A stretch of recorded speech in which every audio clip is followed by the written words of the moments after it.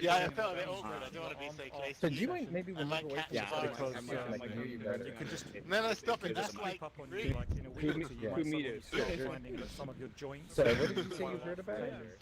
This in real life. I read that article. I didn't. Has it been confirmed? Or I was watching. It can be the wrist, or it can be the elbows, or it can be the shoulders. All of them can cause problems. It just depends how you play. Right. And the theory was that they were. The theory was they couldn't take the money directly from the exchange, but they could spend it to a whitelisted address, and you could spend any amount you wanted on it. Probably the most. You can do that. When you raise He walks up to people. First you have to make it wet, and then if that's starting You know, so Are you getting weird disturbance today? there were two transactions I read. The third one turned out to be something in the article I read from last night. hey you. It said third transaction turned out to be. Oh, Charlie. I haven't been keeping That really hurt. my head out of the news this morning. Yeah, it's Yeah. not that I'm saying that. I like to go very close to Charlie and hug him. New people here. Right. But they're all one has to believe that it must be something related to.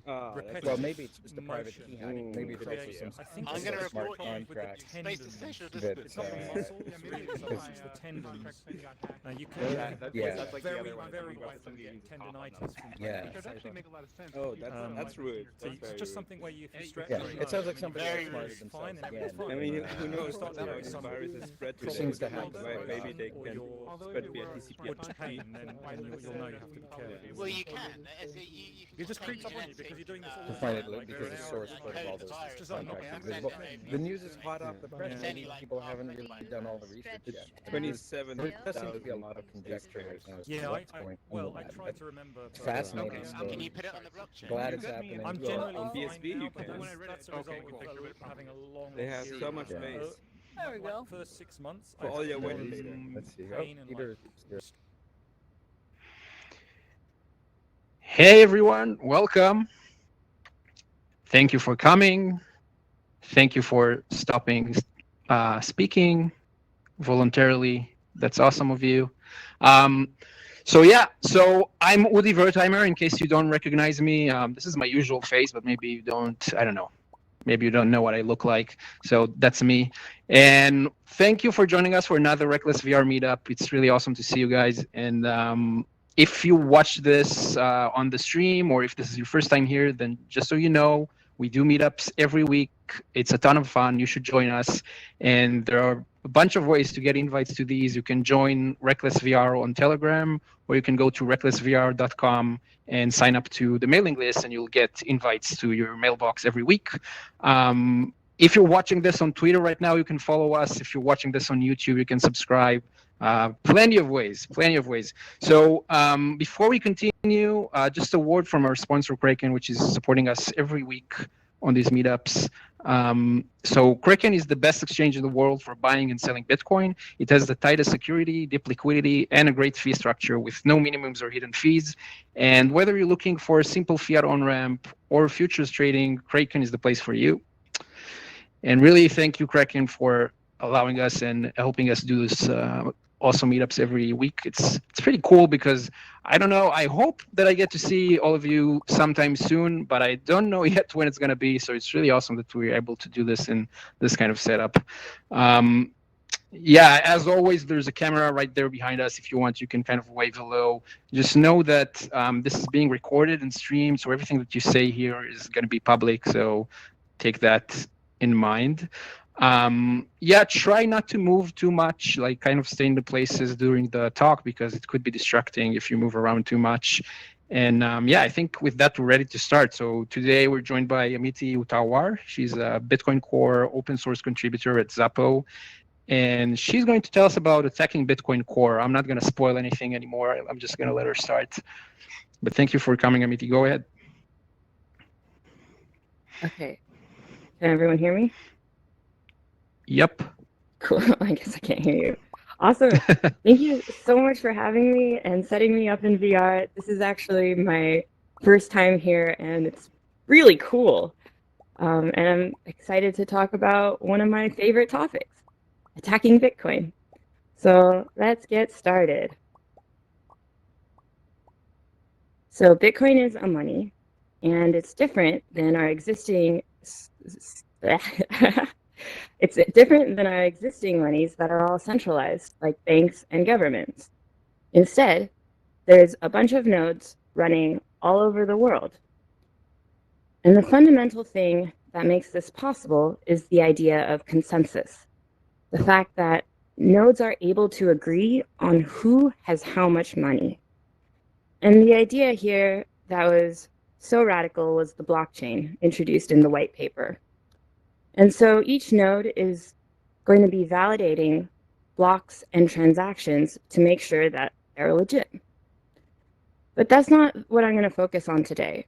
What I'm going to focus on is this other aspect of the nodes have to be talking to one another, sending messages back and forth in order to get those transactions and blocks to be able to validate them.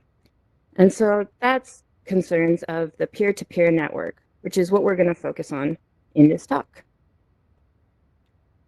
So to get an idea, concerns of the P2P layer of a node participating include, but aren't limited to, checking if it has the latest block,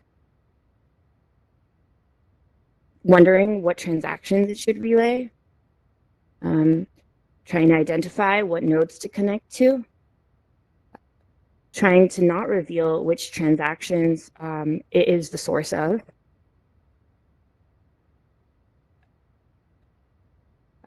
wondering if the transactions are going to get mined,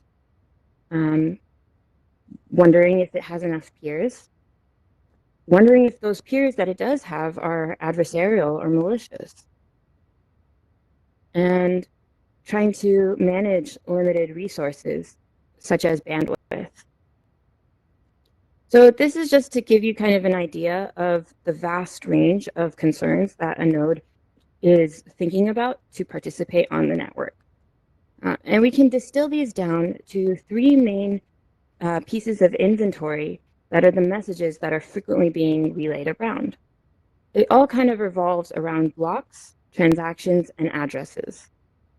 So blocks, of course, are from the blockchain. Transactions can either be part of the block or unconfirmed transactions in the mempool. And there's addresses, which is the location of nodes, and that's how you can discover new nodes. So these are the three main messages that are being gossiped around all of the time. And we'll take a closer look at it. So in order to, originally just to help myself navigate the peer-to-peer layer, but I also think it's an effective communication tool, I've come up with this framework that identifies 5 different design goals. We want the network to be reliable, timely, accessible, private, and upgradable. So let me explain to you what that means.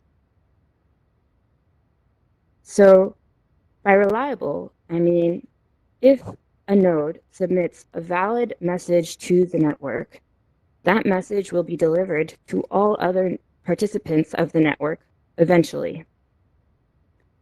But we also want them to be delivered in a timely fashion.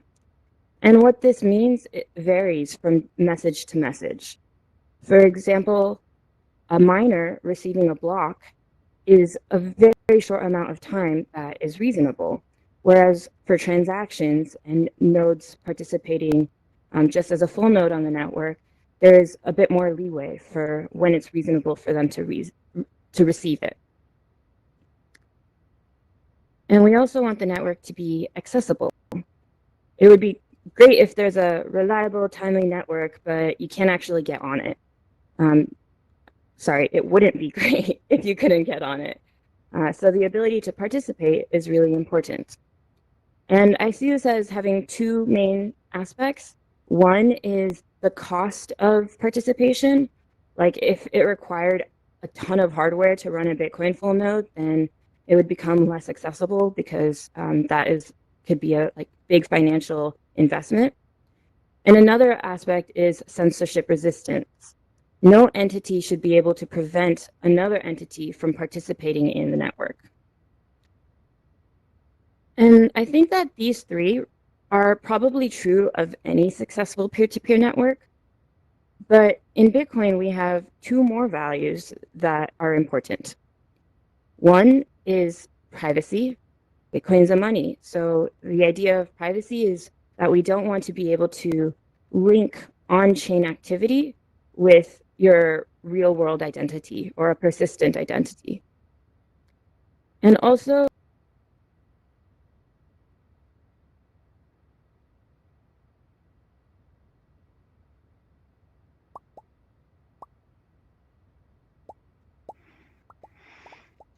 Whoops. Hello. Okay, looks like something happened.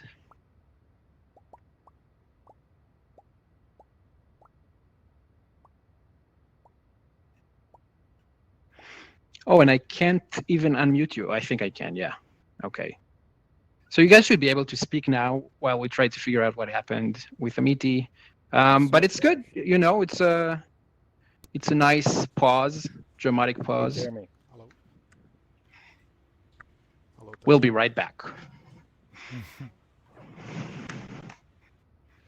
Jeremy, where are you? Ad break.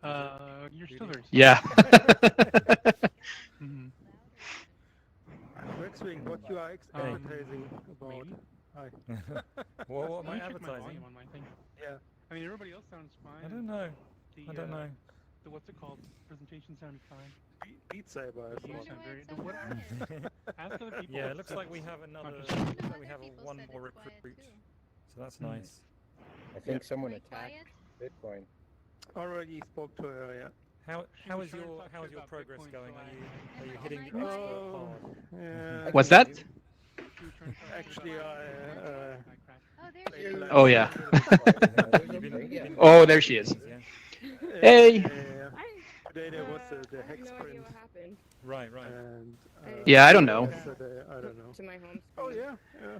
I guess that happens. Good. Yeah. Okay, I, let me know when you're ready to continue, and back. I'll mute everyone back. I didn't mean to be sitting on you. It happens in real life too, you know. Sometimes you give a talk and you suddenly disappear. It happens. All right. Okay, you're good? Okay, let's go.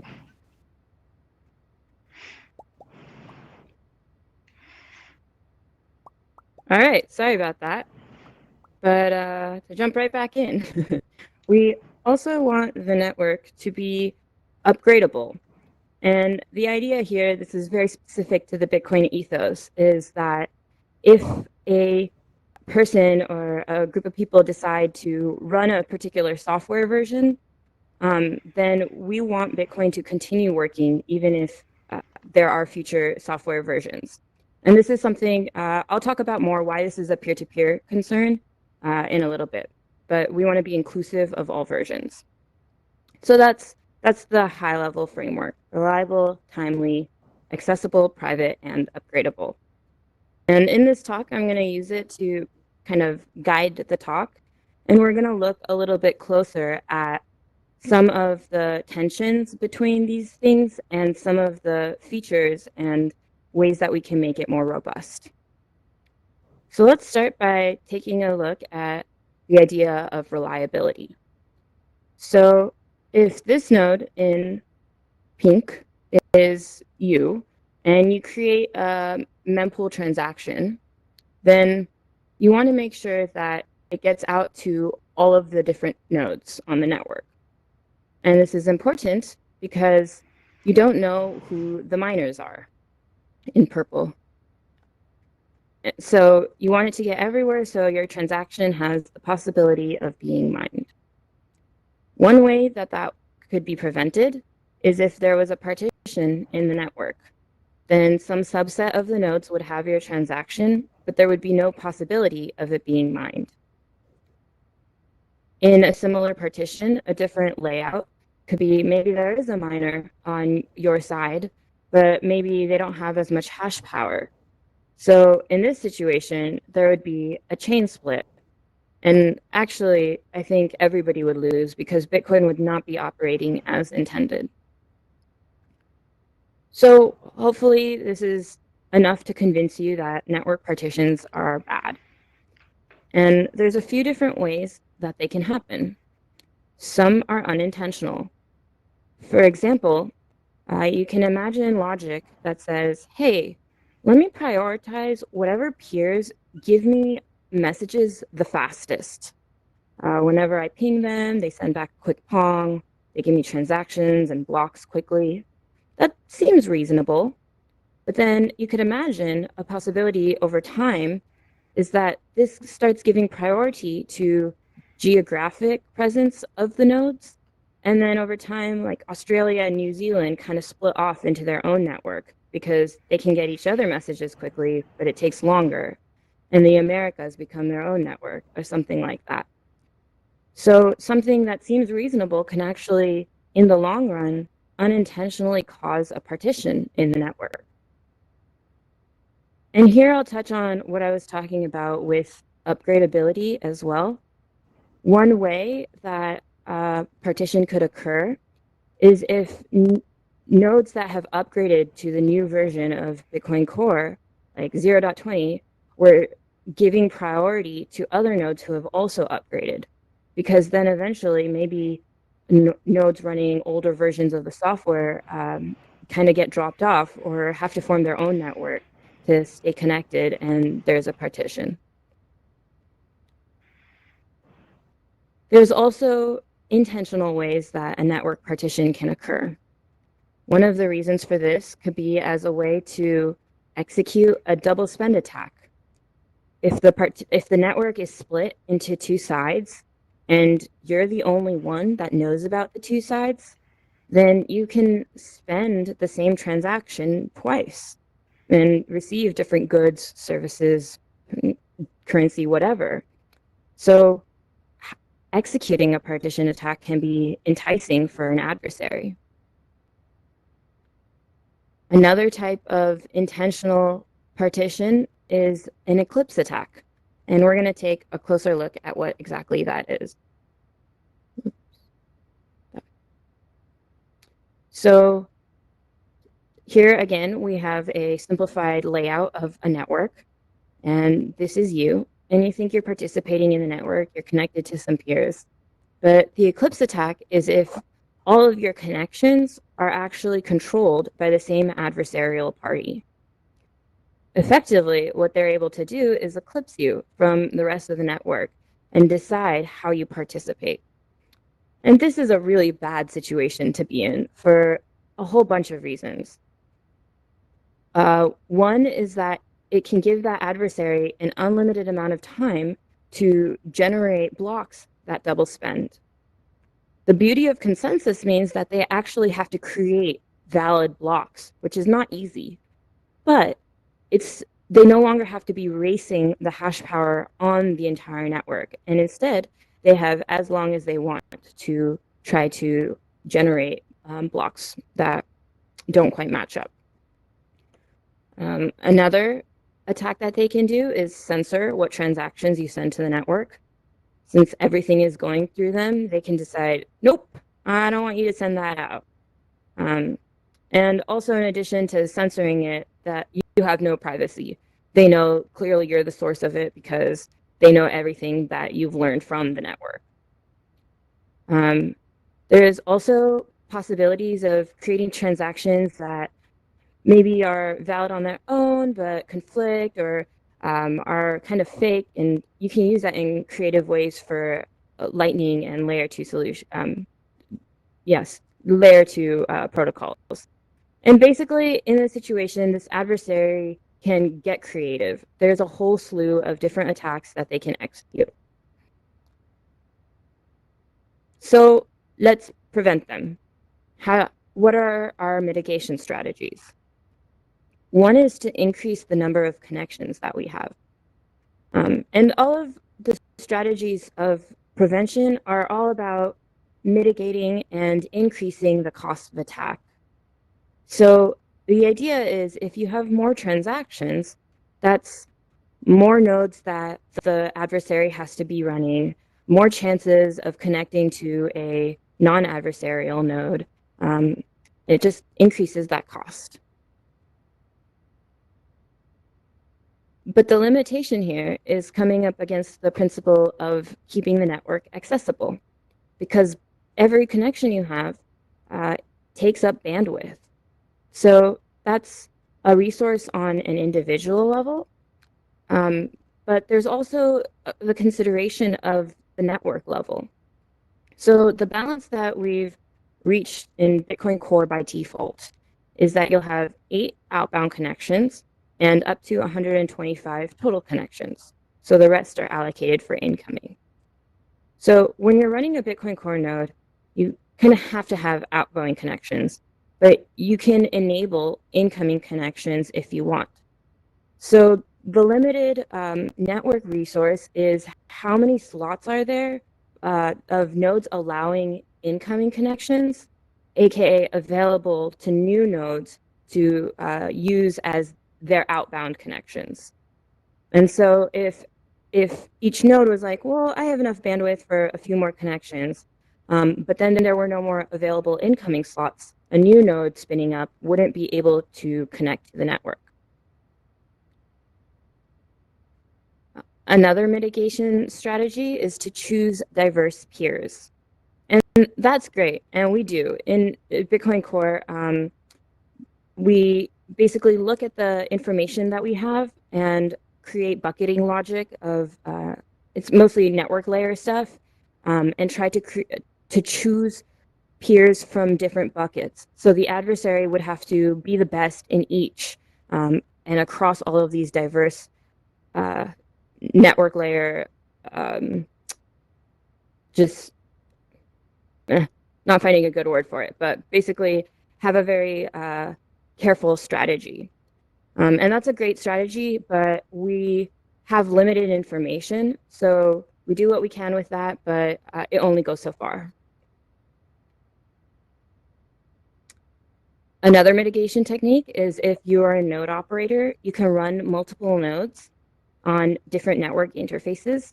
And so this makes it harder. The attacker has to take over all of the connections of all of your different nodes, which involves identifying which ones are yours, identifying who are the connections, and executing the attack. And this is a really good mitigation strategy, but this is something that depends on the user. So this is not something we can design for in the Bitcoin Core layer. And another technique is to value long-lasting connections. And we'll talk about this a bit more in depth, but the idea here is kind of like reputation points. If you've been connected to a peer for a really long time, there's a higher chance that they're honest, because it's easier for an adversary to just spin up a node and connect to you and start behaving maliciously than it is for them to be running a node for a really long time. The cost of attack goes up. But this comes up against the design principle of privacy, which we're going to take a closer look at right now. So first, let's better define what privacy is.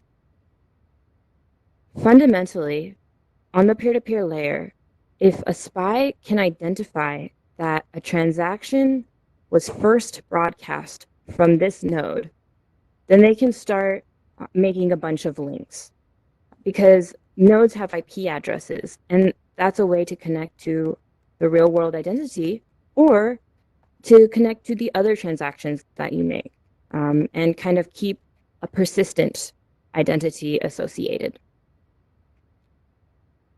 Another piece of information that we'd like to keep private is the network topology. Basically, which peers are you connected to? And that's for a couple different reasons. And I have another little animation thing that we'll take a look at why. And something I want to mention is that there's a lot of application level privacy that's available and important and relevant to how you use Bitcoin. So whether you're how you have coin selection, or what wallet is using coin selection, or if you're KYCing in order to participate, or if you're doing coin joins, there's a lot of things that are available. But I just wanted to touch on the fact that I'm really focusing on privacy from the peer-to-peer aspect of nodes offering messages and communicating with the network. So we're going to go through an example. Say you have your mempool transaction, and ideally you would want it to appear in the mempool of all other nodes at exactly the same time, because then it would just appear for everyone and they wouldn't know where it came from. But unfortunately, that's not how computer works. So instead, all right, bear with me. This is like a click-through animation thing. But instead, what we do is we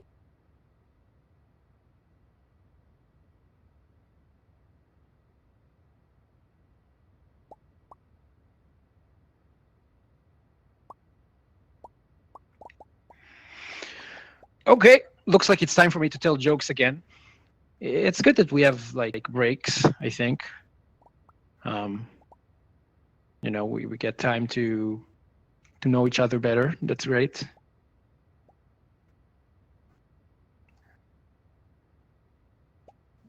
Yeah, I guess you can speak now. Should be able to.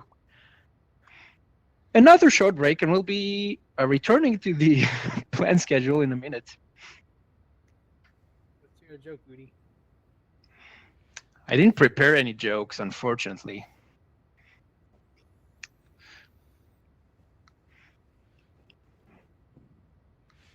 Actually, there's lightning outside. Am I flying? There is? Live. Yeah, at my place. Oh. You're kind of doxing yourself there. Right.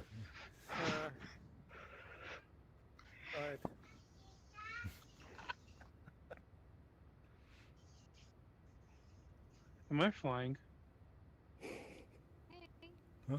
Carman. I'm back. Oh, okay. I have no idea what's happening. Yeah, you're flying for me. Yeah. I can't get myself to be regular. It won't let me back in. Does it say anything? Or Use like X to teleport, maybe. That's odd. I never saw that happening, to be honest. I think we'll just continue to wing it, you know. I put the teleporter Yeah. in you. Yeah, sure. No, it's okay. It's not your fault. Can you teleport maybe down to the How did you make ground yourself so tall? It's good. It keeps me on the edge. Because I'm sitting today. I see. Oh, so you double tricked it. Thought you were standing when you were Double sitting. tricked it, exactly. I'm ready. Although Okay. sometimes you get people Okay, really great. high up. Yeah. Okay, break over. Get back to your seats. I'm sorry, I have no idea what's going on, but thanks for the patience. All right, so we were looking at this animation, and the point of it is that what we do in Bitcoin Core is we add a little bit of timing logic so that we randomize the distribution of how a transaction makes it into all of the different mempools. And the idea here is so that a node that might be connected to you, like if they see you broadcast it first, they don't know if it's actually because you're the source or if it was relayed in an interesting pattern. But you can imagine that with enough data points, even with a little bit of timing helping it be a little anonymous, that they could eventually start deducing the topology of the network and then paying attention by connecting to a lot of nodes of when transactions are appearing and start identifying who is the first one to broadcast that. So something that would make it harder to do is if the nodes were actually changing the topology and connections were changing or new connections were coming up, that would make it harder to identify the topology and then identify the source of the transaction. So the idea I'm trying to communicate here is that dynamic connections help maintain transaction privacy.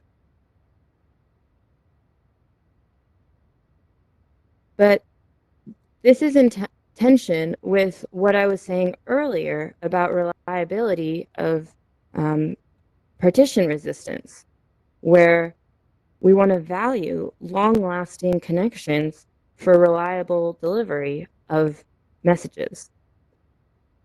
So there's really this intrinsic tension.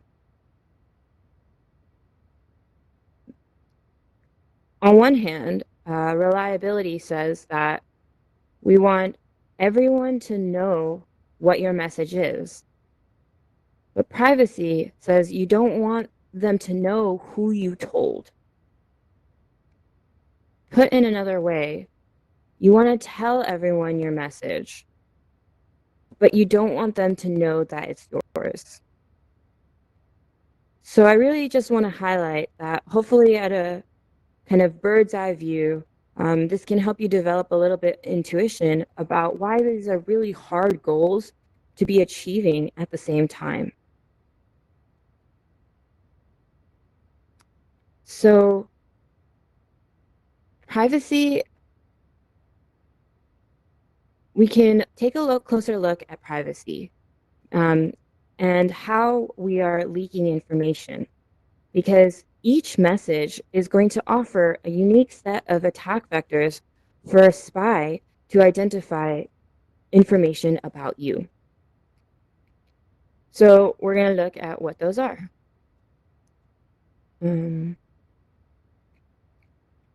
So here we have another network simplified topology, and say that this is the victim and they're connected to an adversarial node. And then the adversary spins up another node at IP address number 1 for the sake of this example. Then they send that message about, hey, there's a node at this address to the victim.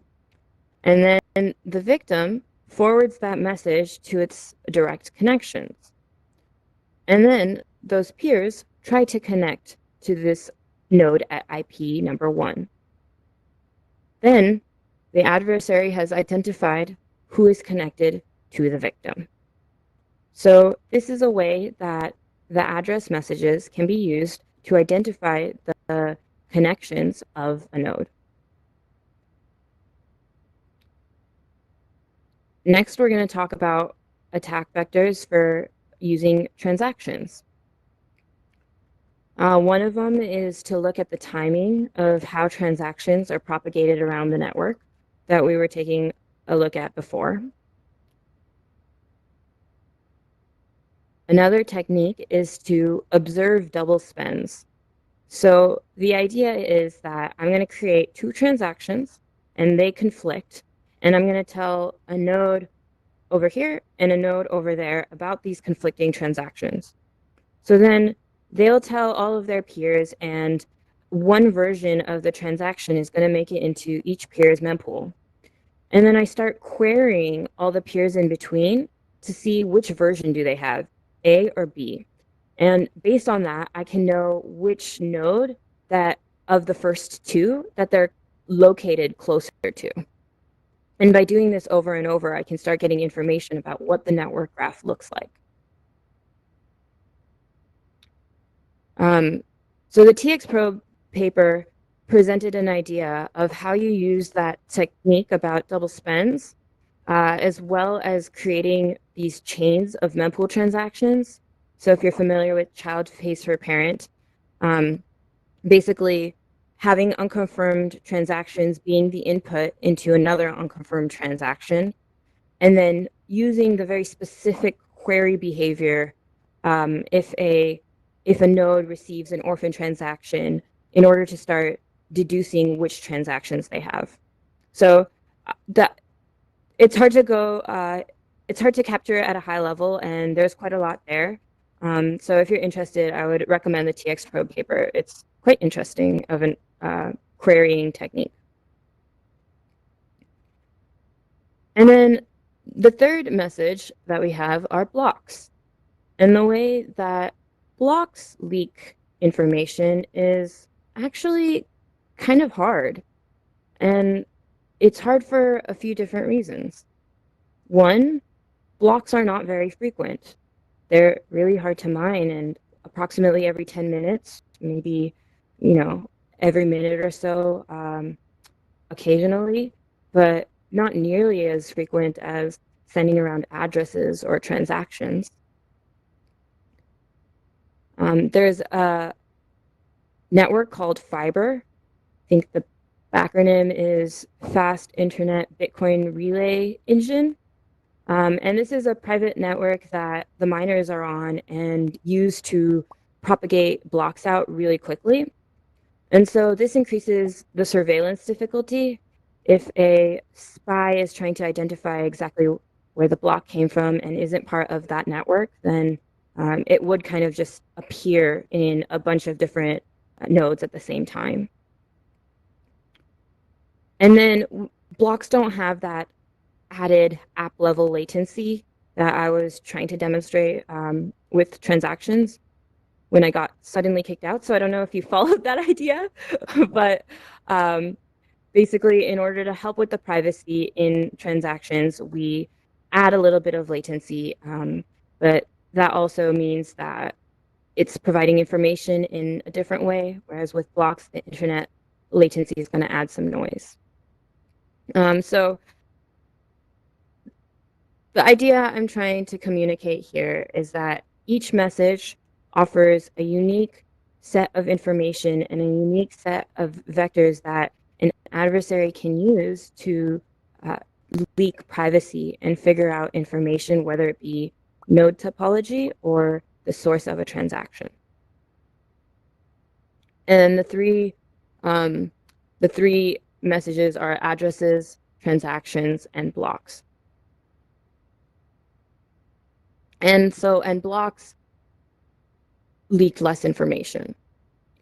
So we're going to put this all together for a solution that increases reliability and increases privacy.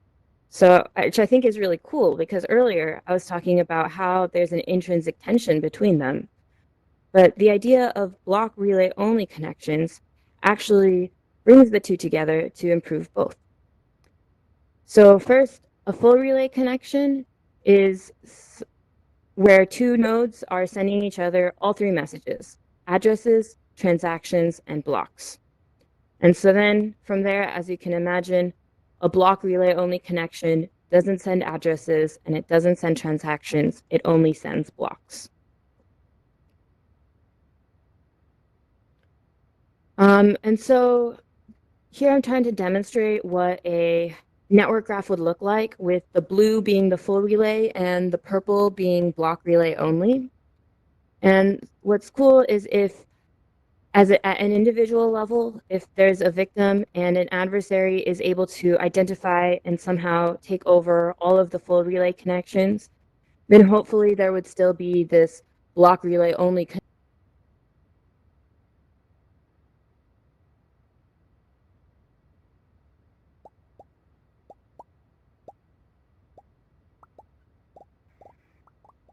Yeesh, no luck today, huh?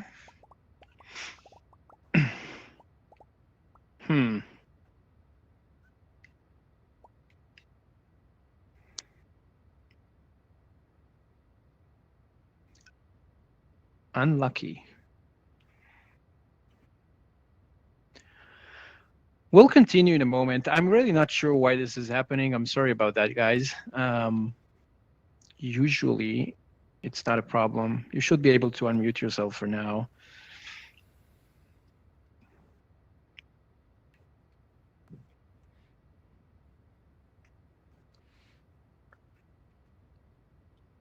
Hey. Hello. Hey. Hello. Yeah, My thing is like for you. messed I don't know, I up. restarted twice, but it was like, it just gets stuck in this loop where you kept saying the same thing over like 3 times. Hey. That's I don't happened to me know. before. Did it? Okay.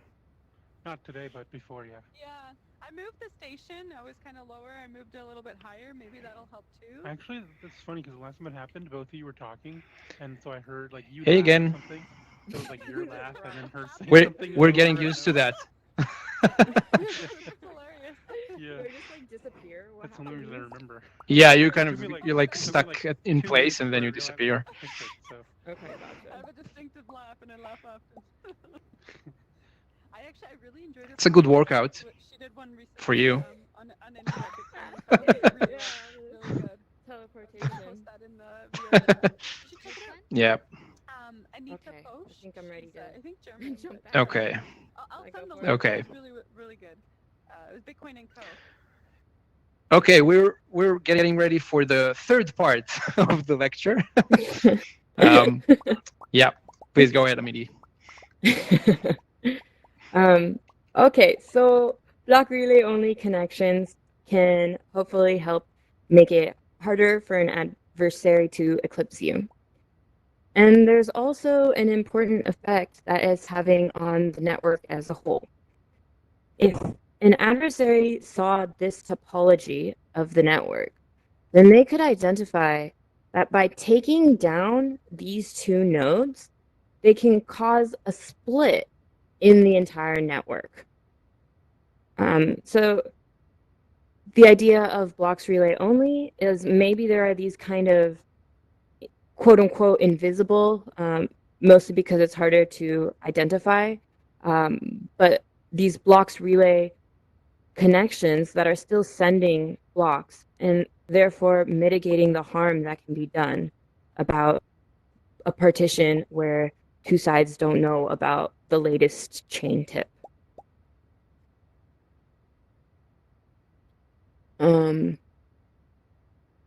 So yeah, what I wanted to emphasize here is the idea that by increasing privacy, by using the information of what leaks the least, we're actually increasing reliability and protecting against partitions, which I think is just really cool. And I also wanted to highlight, I don't know if you can see, but this is quite recent. This was merged in September of 2019. And so this is new stuff that we're currently thinking about. And based on this implementation, there was a new issue opened in October that's been brainstorming how we can further our protections through this idea of anchors. So an anchor is the idea that when you restart your node, you reconnect to some of the peers that you were previously connected to. So take some of your connections, persist them to disk, and reconnect to them. So that's a great idea for reliability because as we were saying, the length of connection means that you can probably rely on that connection a little bit more. But this is really bad for privacy because what I demonstrated earlier about long-lasting connections, making it easier for the spy to deduce information. So we can put together what we have and we can persist block relay only peers and reconnect to them on startup, which is good for reliability and is fine for privacy because we're not leaking the transaction or address information. So there's a PR that's open right now to try to implement anchors for block relay only peers. And so if you want to check it out, you could just go to Bitcoin Core and 17428. And there's currently discussion that's going on. And I think I laid out kind of the fundamental ideas of security, privacy, different aspects that we're considering to make sure that the code can be reasonable. Oh, and another resource I wanted to highlight was I hosted a PR review club on this PR. And so I have a lot of, I put up a bunch of notes that go into a little bit more depth, but can probably, hopefully be quite accessible. So if you're interested in digging a little deeper, I would recommend that as a next step. Cool. So this section's a let's review. It involves clicking fast, so again, sorry about the delay. But I shared this framework that I've created about the design goals of the P2P network. we want it to be reliable, so valid messages get delivered to all of the nodes on the network. We want the messages to be delivered in a reasonable amount of time, which depends on the type of user you are and the type of message. And we want the network to be accessible, which means reducing the costs required to participate in the network, as well as ensuring censorship resistance, or the idea that a malicious entity should not be able to prevent another entity from participating in the network.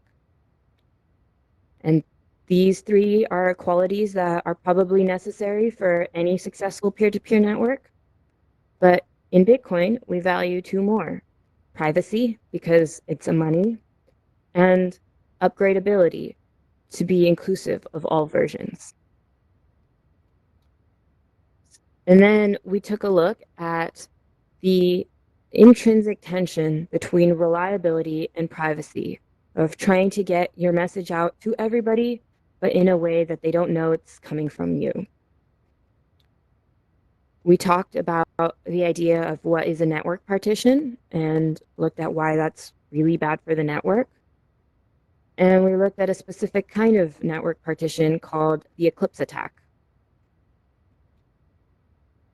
We discussed privacy, and we took a look at how addresses, transactions, and blocks each offer a unique set of attack vectors for a spy to de-anonymize your connections or to de-anonymize transaction source.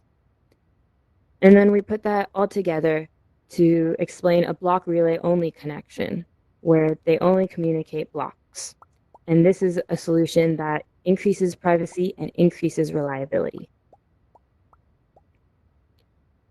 And we took a look at some of the current developments that are being PR'd and worked on at this very moment, and how anchors can be used on top of these block relay only connections. Cool, and that's my talk. Thank you so much. Made it in 3 parts. Aw, thanks. This is so cute. Awesome. Thank you so much, Amiti. That was great. I liked all the parts. It was a great trilogy. And the manual animations were great too, by the way. You worked them perfectly. So okay, just cool. So you know. Great. So thanks. okay, here's what we're gonna do. I'm going to open this up for questions, and so you guys are gonna see a raise hand button. It's on the bottom right of the screen. You can click that, and I'll give you permission to speak. Bottom right of your screen.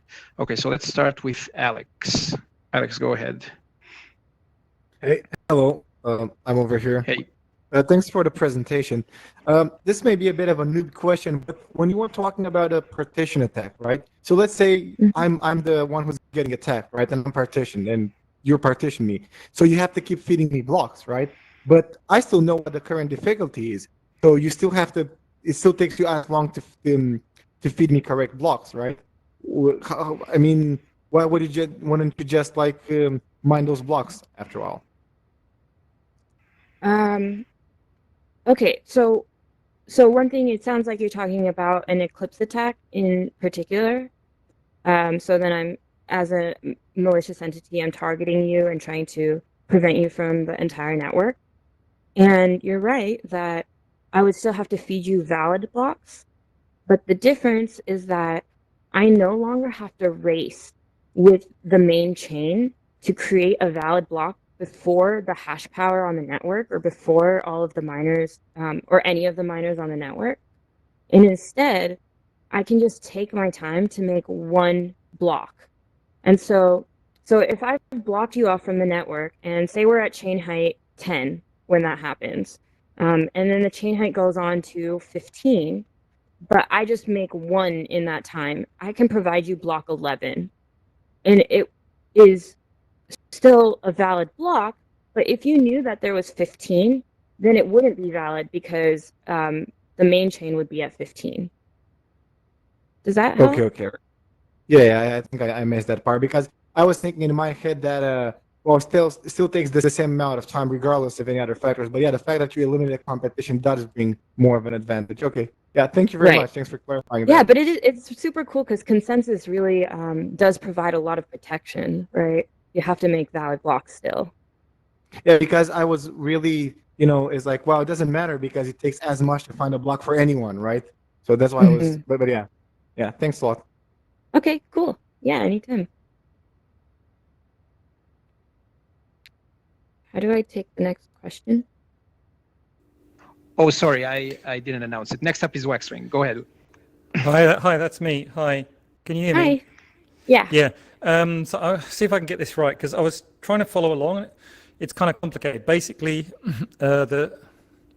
if you want to do an Eclipse attack, you're saying that blocks only helps because in order to do the Eclipse attack, somebody might use like probing the network topology by using the transaction messages, if I got you right, using like double spends and what have you. And then, but if there are blocks only like nodes, then the sort of network topology snooping, so to speak, wouldn't work on them. Basically, I'm just trying to ask you if I've understood that. Is that? Yeah. So everything you're saying is accurate. I want to clarify something. One thing is that the way you would execute an Eclipse attack can be like there's a lot of different ways that you possibly could do that. Right. And one of the ways could be identifying who the victim's peers are and then targeting them. For example, if you know who all the peers are, you might be able to take them down and then be like, oh, well, now you have to connect to me. Right. That just because you know who the peers are doesn't mean you can eclipse or like just like slot yourself in instead. Yeah. So, but knowing could help execute the attack. So, because of that, on an individual level, having blocks relay only, which is harder to identify, can help. So everything you're saying is accurate, but I just want to clarify that it's just part of the way attacks can happen, not like absolutely. Yeah. I was just trying to understand why specifically you were raising this as like this is a good and just to further that or sort of follow on from that is like, well, in that case I guess it's really important that block only relay nodes or blocks only nodes, whatever you call them, don't have like other channels that they're leaking their topology via, because they're not participating in the transaction messages, but I guess they're participating in other, address or? Yeah, I mean, so it's really nuanced, and I've actually been digging into this quite a bit in the past week in all its glory. But something I want to highlight is that it's a block relay only connection. So by default, we have nodes have 8 outgoing, and with this change, it's going to have 2 additional connections over which it only communicates blocks. I see. And it's also interesting because it's asymmetric. So a node can create these outbound blocks relay only, and that says, hey, don't send me any transactions. And if you're running Bitcoin Core, you won't send any transactions. But the guarantees of what is a necessity and what is required are like extremely nuanced. But the idea is to create a new kind of connection, not necessarily a new kind of node. Understood. Thank you. Yeah, it's very nuanced indeed, isn't it? Yeah, thank you very much. Yeah, if you're ever interested in going all the way in, I nerd out about this stuff. I think about it a lot. I love talking about it. So feel free to reach out. Thanks. Great, thanks. Next question from Peter. Go ahead.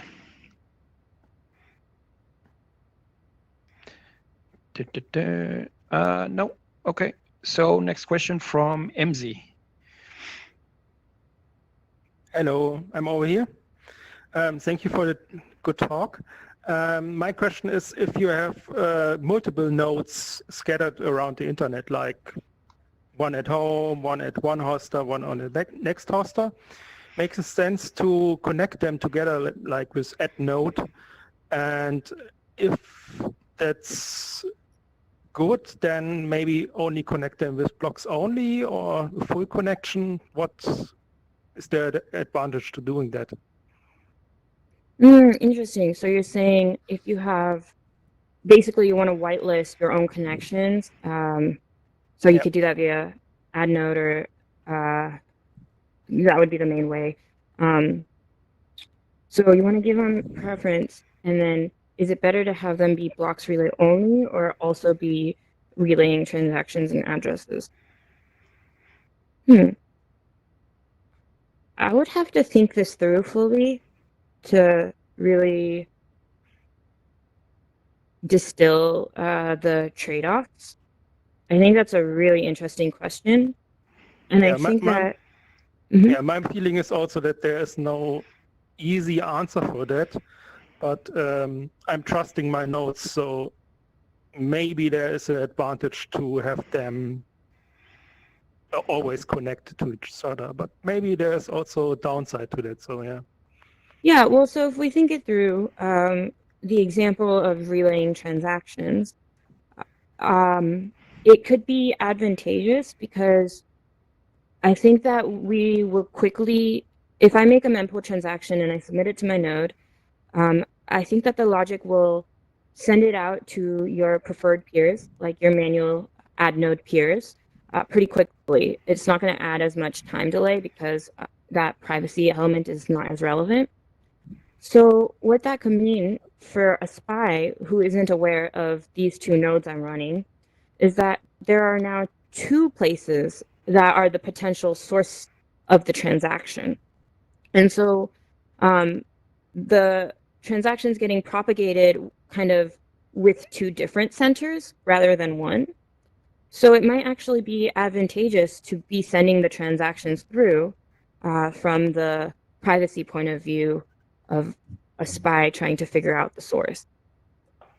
But on the other hand, if someone's doing like writing the TX probe paper and doing all of these advanced probing techniques in order to try to de-anonymize connections, then the fact that you're going to quickly get the transactions that your AdNode peer has might help them identify that connection and thus identify the network topology. So I think there would be different trade-offs, and it would be a case of what you're looking for. But I definitely want to spend time thinking about that question more and distilling like what the pros and cons are. Okay, thank you very much. Yeah, great question. Thanks. Thanks, MZ. Let's see. We have a question from Peter again. Let's see if we can make it work this time. Hi, can you hear me now? Yep. Okay, great. I just wanted to comment on the question that Waxwing had earlier. That blocks only is not only a trade-off improvement between reliability and privacy, but also in accessibility, because blocks only connections use far less bandwidth because they don't rumor transactions. So they're in a way, as long as a network is operating properly and there's no partition and you hear your transactions from everyone, these blocks only connections add reliability, but don't add much bandwidth. However, once you get, if all your full relay connections would be partitioned off, then suddenly your blocks only connections would start using a lot more bandwidth. So it's how to put this? It makes it go from an attack can partition you to just an attacker can make you use more bandwidth, which is but because we could also just add 2 more connections, that would also improve reliability. It wouldn't be as good for privacy, but if all you wanted is more reliability, you could just add 2 more connections or 4 more or whatever. But that comes at a cost, and that cost isn't as severe with blocks only connections. So another perspective. Yeah, great point. Thanks. Great, thanks. Let's see who's next. Bitcoin Sith. Bitcoin Sith. Can you hear me? Can you Yeah. hear me? Yep. So Go my ahead. question is, if I run my node under Tor, what are the trade-offs that you think that I'm doing?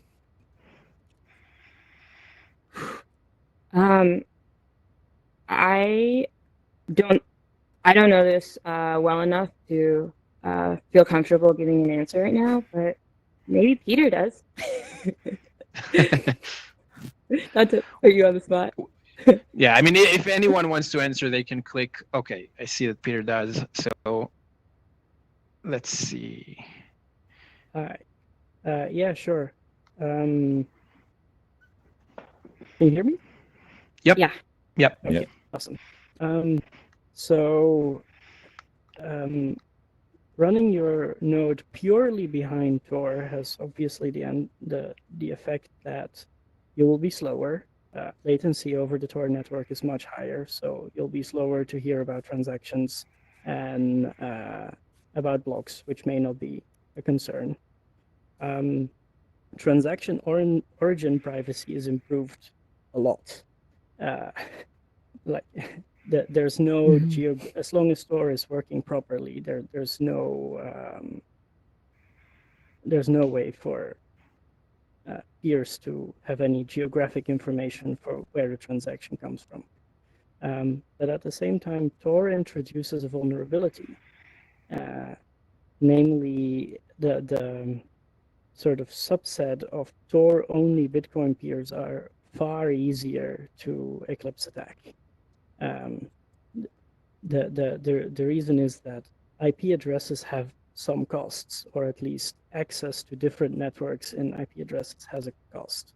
And creating an infinity amount of Tor incoming connection, an infinity amount of reachable Tor nodes basically has no cost. So if an attacker wants to spin up, 10,000 nodes that are on Tor and you only make Tor outgoing connections, it's fairly easy for an attacker to make sure you only connect to them. But one idea is that you aim for a mix of public network and Tor, but then only relay your transactions through Tor, perhaps. That may be an interesting trade-off. There's really lots of options to explore here. Great, Okay. thank you. Next up is JC. Hello. So my question was, can you hear me, by the way? Yes. Yeah. Okay, cool. So my question was about the recent paper on the Lightning Network vulnerability using Eclipse attacks to wait for the HTLCs to expire so that you could empty somebody's channel. I don't know if you're familiar with that paper or that method that came out recently. But basically, my question was, I wonder how difficult are we? How practical is it to do an Eclipse attack to a random, let's say, not on Tor home user that's running a Lightning node? Is that would you consider that very difficult or like medium? I mean, could you like maybe assign like an approximate value dollar-wise to that kind of attack? Peter, do you want to just come on stage?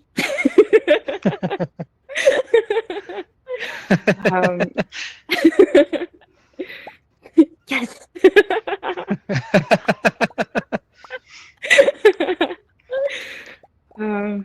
I mean, by the way, I can allow people to go on stage if they really want to. It's possible, but I'll have to ask. I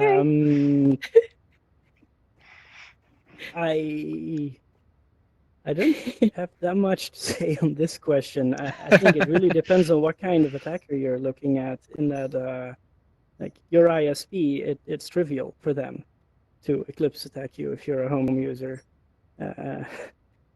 I guess. So ISP could easily drain your Lightning balance, at least if you didn't notice that you weren't receiving blocks for a while. Right. So the question is also like how easy is it to detect these things? I think Antoine Briard has been talking about some mechanisms of detecting being partitioned, which of course is a mitigation as well. Like if you can't prevent it, but you can warn the user, that's perhaps an interesting trade-off too. But I don't really know the details on this paper.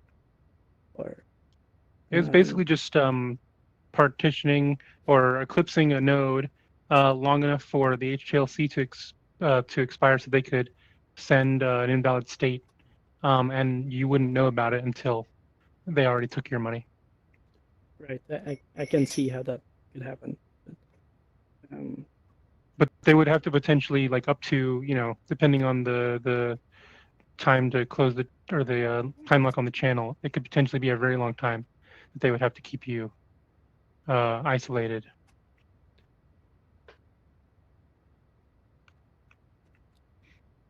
Anyway, that's all. Thanks. Yeah. I was wondering, when you say Yeah. it's trivial to like do the ISP level attack of a home node, could you, at a high level, hash out like how would you execute that as an adversary? If we ignore the question of it being detectable, so we assume the user is stupid and has like doesn't notice things are going wrong. Yeah.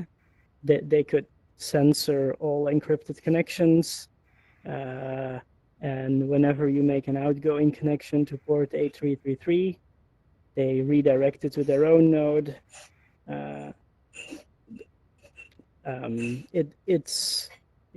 It would become harder once we introduce encrypted connections, which is something that's being worked on, though I don't think that really be a full solution. It just makes it more complicated and more expensive. But possibly the result is that an ISP just has to block all encrypted connections, and you notice I can't connect to anything anymore. Gotcha. But certainly an ISP or the internet cafe attack, where if is how it's been called, if you use some public Wi-Fi, the operator of that Wi-Fi network has obviously a lot of power over your connections and in the ability to redirect them to other nodes and whatever. And ultimately, with this is a very hard trade-off, because the only solution to a very strong active attacker is to have node identities, where I want to connect to the node with this identity and no one else. But nodes having identities is sort of directly in conflict with the design goal of a peer-to-peer network. In that you want anyone to be able to join the network and have the same power as everyone else. So probably real solutions to this will probably mean I have a couple of trusted connections. I run a few of my own nodes, and I make sure I'm connected to them, and I will detect if I'm not connected to them, but the rest of the network is random. Yeah. Cool. Thanks. Yeah, sure. Awesome. Are you okay, Amiti, with 2 more questions? Yeah, totally. Should we do it? Let's do it. Okay, so let's see. We have Galvas. Go ahead. Hey, can you hear me? Yes. Cool.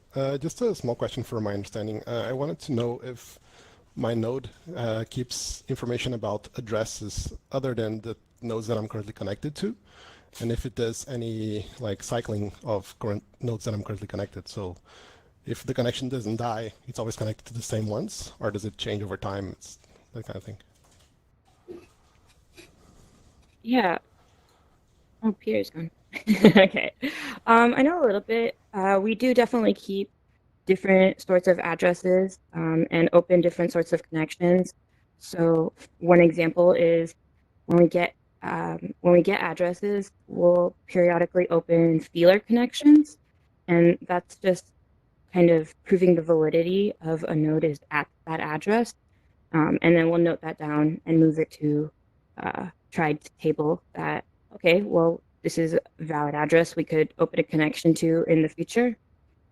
And then the second part you were asking about if we do like dynamic rotation, I think that there's a little bit of rotation in more recent versions of Bitcoin, not a ton, but there is some. But it's not, I can't remember off the top of my head exactly how. I think the PR Review Club notes have more information on this, because I know that was highlighted in the issue that was discussed, but I can't remember exactly how that logic works right now.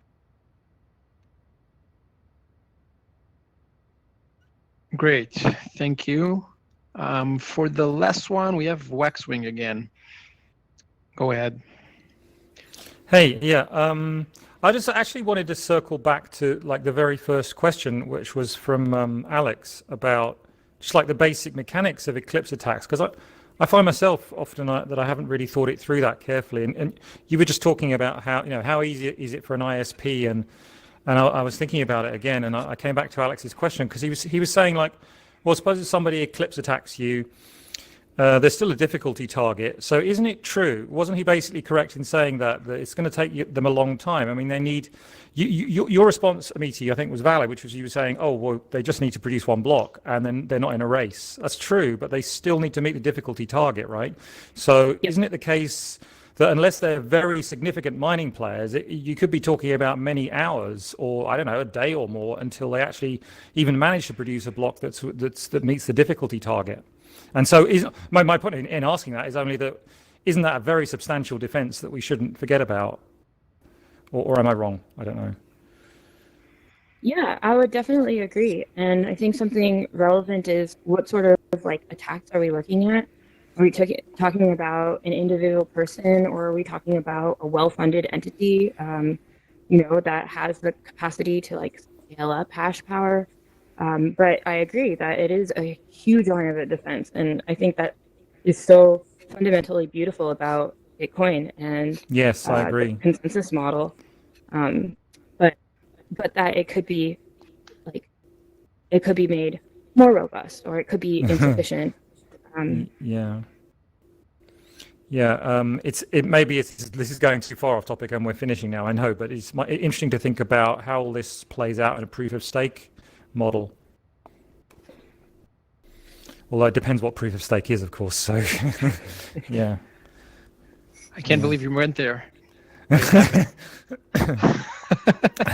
I only go there in a certain context, you notice, Dudi. I don't talk about tokens and so on.